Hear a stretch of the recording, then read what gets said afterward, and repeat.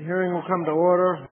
Good morning. I'm pleased to open this hearing on allegations of selective prosecution, the erosion of public confidence in our federal judicial system. For some months now, we've been looking at the issue of whether some United States attorneys were fired because of their unwillingness to bring politically based prosecutions. Of course, there's evidence, if there's evidence that some U.S. attorneys were fired for their failure to bring politically based prosecutions, that leaves the question of whether any of those not fired kept their jobs because they were willing to bring such prosecutions. Today's hearing focuses on this aspect of the question as the continuing investigation of the issue of whether there is inappropriate politicization within the Department of Justice by looking at instances in which prosecutions appear to have been politically motivated. United States Supreme Court Justice Robert Jackson once said, "While the prosecutor at his best is one of the most beneficent forces in our society, when he acts from malice or other base motives, he is one of the worst. Therefore, he should have, as nearly as possible, a detached and impartial view of all groups in his community." Unfortunately, however, evidence has come to light that the United States Department of Justice may be falling far short of holding a detached and impartial view. Allegations have arisen that U.S. attorneys have aggressively investigated political opponents for activity that was only technically criminal or not even criminal at all, then timed the announcement of indictments to affect elections. U.S. attorneys have also been accused of selectively prosecuting only Democrats for activities in which Republicans have engaged in similar activities. In fact, the latest statistics in one study that we'll hear today showed that of 375 investigations of political candidates and office holders initiated under the Bush administration's Department of Justice, 80% have been against Democrats, and this disparity in the department's focus calls its objectivity into question. We have researched the trend and uncovered a number of disturbing incidents that raise questions as to the department's impartiality. And since we announced plans to conduct this hearing, a steady flow of cases has come to our attention that deserve attention, but time prohibits us from detailing fully. We will hear about a number of specific cases today, but I want to focus briefly on just one case that highlights both the doubtfulness and the selectiveness of prosecutorial activity. Paul Miner was a major Democratic contributor in Mississippi and trial lawyer who had won two major lawsuits against companies that may have been involved with the U.S. attorney.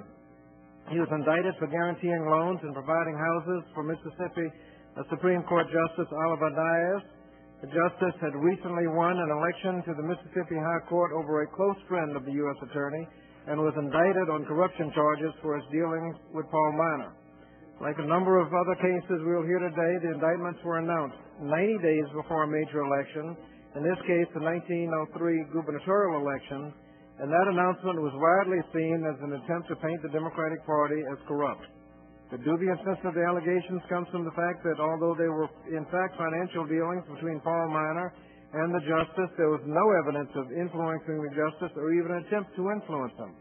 The prosecution offered no evidence that the justice presided over any cases that Paul Miner brought before the court. Moreover, investigators never even reviewed the justice's fellow jurists to determine whether he had improperly influenced any cases involving Paul Miner or anyone associated with him. And finally, the activities for which Paul Miner was indicted had been commonplace in Mississippi, and prosecutions for such impropriety had never been brought in the past. Ultimately, Paul Miner and the justice were acquitted of any charges of activity between them. However, the acquittal was long after the Mississippi gubernatorial race, which was run by the Republican candidate.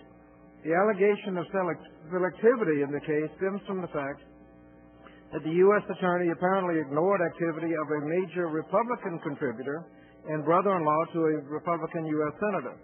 The Republican contributor also made loans to the justice and was Paul Miner's co-owner of the very building that the justice used as his residence for which Paul Miner was indicted. Yet the Republican contributor was not even investigated, let alone indicted.